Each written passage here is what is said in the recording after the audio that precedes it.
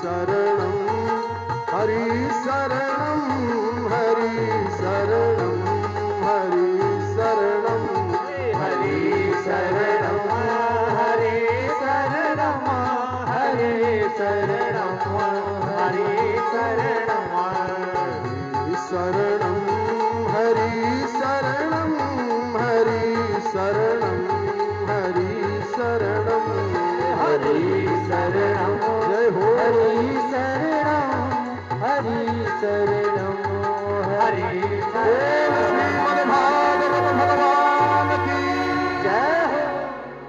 एक माता जी थी,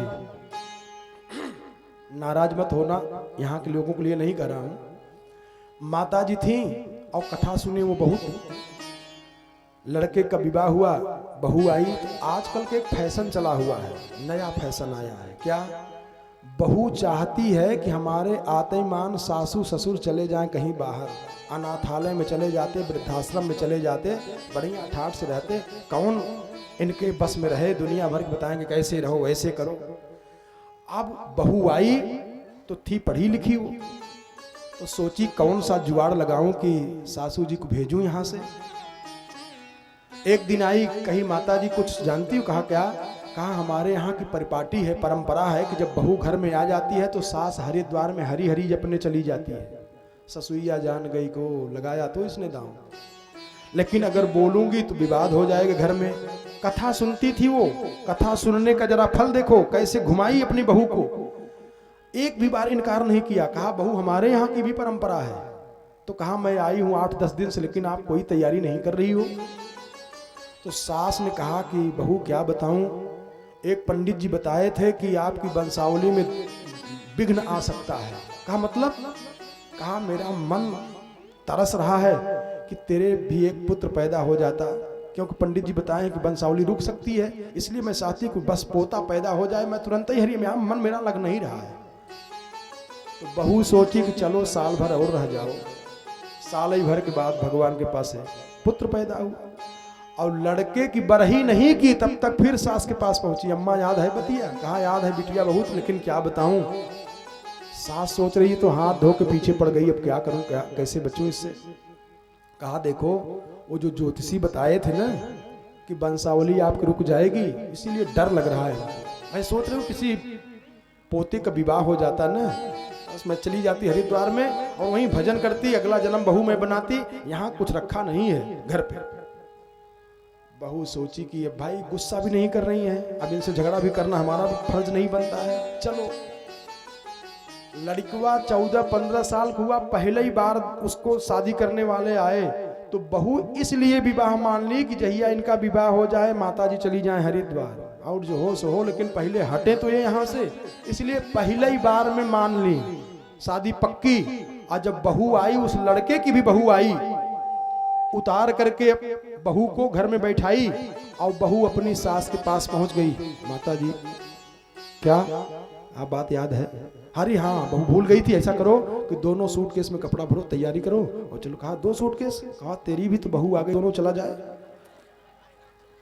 अरे कहा माता जी ऐसा सब कुछ नहीं। कहा फिर काहे परेशान कर रही हो हमको भी।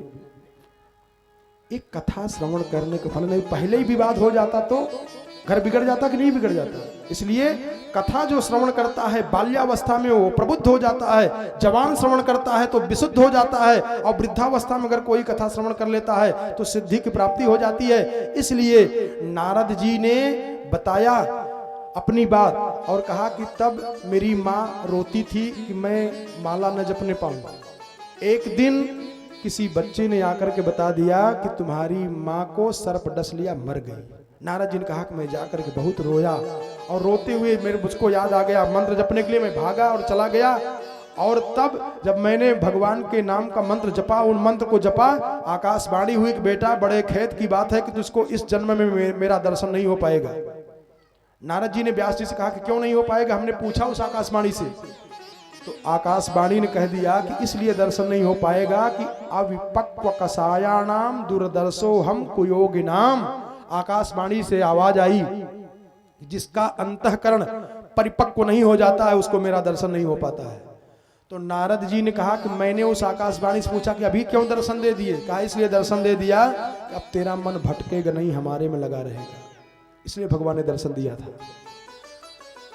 नारद जी ने वेद व्यास जी से कहा कि मैं दासी का पुत्र था, नौकरानी का बेटा था। ध्यान दो, दो अवस्थाओं में बहुत दुख होता है, इसलिए भी कथा सुनना जरूरी होता है। दो अवस्था कौन कौन? कई लोग सोचते हैं अरे कथा सुनने से क्या होता है? कथा सुनने से बहुत कुछ होता है।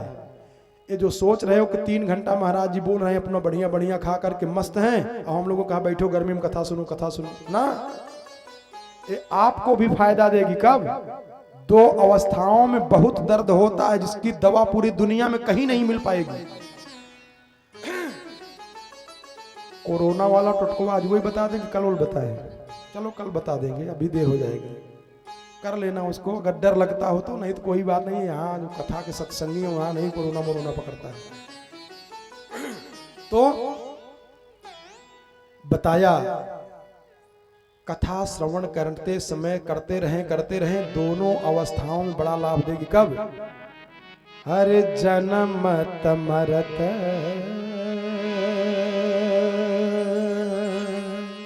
कितना दुख होता है, दुसह दुख होई, बर्दाश्त नहीं होता है दोनों। अरे जन्म तमरत, दोनों अवस्थाओं में, पैदा होते समय भी। अब ऐसा भी शंका हो सकता है कि क्या आप मर गए हैं क्या जो बता रहे हैं? एक का देख करके एक जान जाओ। पैदा होते मन इतना दर्द होता है कि बच्चा बेहोश हो जाता है, बेचारा रो भी नहीं पाता है, बेहोश रहता है कुछ देर तक, तब बाद में रोता है वो। अरे जन्मत मरत ये दुसह दुख होई, तो दोनों अवस्थाओं में दुसह दुख होता है। नारद जी ने कहा कि मैं जो कथा सुना था उसका फल ये मिला कि जैसे आकाश में बादल चमक जाते हैं ऐसे हमारे शरीर से प्राण निकल गया, हमको दर्द नहीं हुआ। इसीलिए कहा जाता है कि भागवत जी की कथा मरने की कला सिखाती है और जीवन जीने की कला सिखाती है। पूरी दुनिया में केवल एक ही ऐसा ग्रंथ है श्रीमद् भागवत जो दोनों कलाओं को एक साथ में सिखा देती है। Art of living plus art of dying, कैसे जीवन जीना चाहिए और कैसे मर जाना चाहिए, ये दोनों विद्या सिखाती है श्रीमद् भागवत जी की कथा। अब ज्ञान हो गया किनको? व्यास जी महाराज को तो समाधि लगाए। ध्यान देना भैया, समाधि लगाने से, इन्होंने समाधि की भाषा में लिखा है इसलिए सबको कथा नहीं आती है। भागवत जी कथा संस्कृत का व्याकरण अगर जानते रहेंगे तब पर भी अर्थ करेंगे, लेकिन लौकिक अर्थ आएगा। और समाधि की भाषा अगर पढ़े रहेंगे तब भागवत जी का वास्तविक कुछ अर्थ आ पाएगा। क्यों? क्योंकि इन्होंने समाधि लगाया। कौन? व्यास जी महाराज ने कहा सरस्वती नदी के किनारे सम्याप्रास आश्रम में उत्तर की तरफ मुख करके पद्मासन लगाए, समाधि लगाए। और समाधि जब लगाए तो जैसे अपने हाथ के गदोरी पर आंवले का फल रहता है, दिखता है, ऐसे सारी घटना व्यास जी को दिखने लगी और तब उसको लिखना शुरू किए हैं, लिखवाए हैं गणेश जी से। और ध्यान देना, इसीलिए जितने भी कथाकार हैं वो घटना को सत्य देख करके अनुभव करके तब कथा कहते हैं। असली कथाकार का लक्षण है। देखो तुलसीदास जी ने भी कहा ना कि मैं सारी घटनाओं को देखूं। गुरुपद रज मृदु मंजुल अंजन, गुरुपद रज मृदु मंजुल नयनयमिय दिग दोष विभंजन, नयनयमिय दिग दोष विभंजन। कही कर विमल विवेक विलोचन, कही कर विमल विवेक विलोचन, कही कर विमल विवेक विलोचन, कही कर विमल विवेक विलोचन। वरनऊ रामचरित भव मोचन, वरनऊ रामचरित भव मोचन। ये विवेक की दृष्टि जब प्राप्त होगी भैया तब कथा देखेंगे, तब आप लिख पाएंगे। और एक बात बोल दे रहा हूं, विस्तार कभी कर दूंगा। ये दृष्टि प्राप्त होगी कथा से आपको न भूतो न भविष्यति, कल्पना नहीं कर पाओगे आप। वो बता दूंगा केवल भागवत जी से। सीता जी का रूप बनाई थी सती जी, बात समझ में आ रही है? जब शंकर जी ने कहा कि जाकर परीक्षा लीजिए, तो सती जी सीता जी का रूप बनाई हैं। आगे आगे राम और पीछे पीछे लक्ष्मण। तो पहले आगे वाला आदमी देखता है, पीछे वाला देखता है। मैथमेटिक्स पूछ रहा हूं क्या साहब? सन ऐसा बोले जैसे कोई कौन बनोगे करोड़पति वाला प्रश्न पूछ रहे हैं कि हार जाऊंगा तो जाबो करेगा हमारा भी क्या।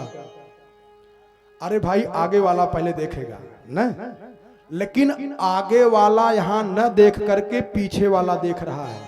कैसे? सीता जी का रूप बनाई है सती जी और लक्ष्मण जी ने देखा, और कितना देख गए आगे? अरे लक्ष्मण दीख, देखे नहीं, दिखा। लक्ष्मण जी खुद नहीं देखे हैं, उनको एक दृष्टि अलग प्राप्त है। वो दृष्टि बताऊंगा भागवत जी से कैसे मिलती है। लक्ष्मण जी को क्या दिखाई दिया? अरे लक्ष्मण दीख, आगे आगे राम है, पहले राम जी को देखना चाहिए था ना, लेकिन राम जी नहीं देखे। चलो मान लो कोई ध्यान न दिए हो, पीछे वाला देख लिया हो, लेकिन क्या देखे? अरे लक्ष्मण दीख उमा कृत बेसा। ये सती हैं और नकली सीता बनी है, यह द्वितीय रूप दिखना चाहिए ना। चाहे सीता का रूप देख लिए होते, अरे भाई ये सीता के रूप में आई है, सीता जी हैं क्या? अथवा इनके असली रूप को देख लिए होती कि सती हैं लेकिन सीता का रूप बनाई हुई हैं। लेकिन ये दोनों रूप को छोड़ करके अगला जन्म जो इनका होने वाला है उसको देख गए। अरे लक्ष्मण दीख उमा कृत बेसा, लक्ष्मण दीख उमा कृत बेसा, लक्ष्मण दीख उमा कृत बेसा, लक्ष्मण दीख उमा कृत बेसा।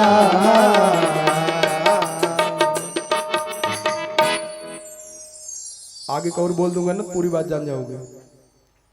कैसे देख लिए कि अगला जन्म इनका उमा वाला बेस होने वाला है?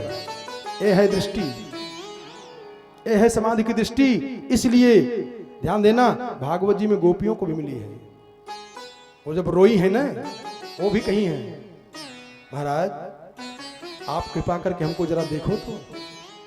देखना है, इसीलिए कहा श्री गुरु चरण सरोज रज निज मन मुकुर सुधारी, बरनौ रघुबर विमल जसु जो दायक फलचारी।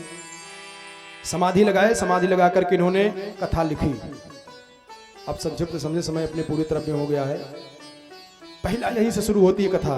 यदा मृधे कौरव सृंजयानाम वीरे स्वथो वीर गतिम गतेषु, ब्रिकोदरा विद्ध गदाभिवर्ष भग्नोरुदंडम धृतराष्ट्रपुत्रे। दुर्योधन लड़ाई के मैदान में गिरा हुआ है। अश्वत्थामा बदला लेने के लिए पांचों पांडवों का वध करना चाह रहा है, लेकिन भगवान उनको बचाए। पांचों पांडवों के पुत्रों का सर ले जा करके देता है, और दुर्योधन उसी दुख से दुखी होकर के अपने शरीर से प्राण निकाल देता है। और सवेरे जब रोने लगती हैं द्रौपदी जी, तो इनके पांचों पति आए, अर्जुन गए भगवान के साथ में, और जब अश्वत्थामा को पकड़ करके लाए, गुरु द्रोणाचार्य जी के पुत्र अश्वत्थामा को पकड़ करके लाए।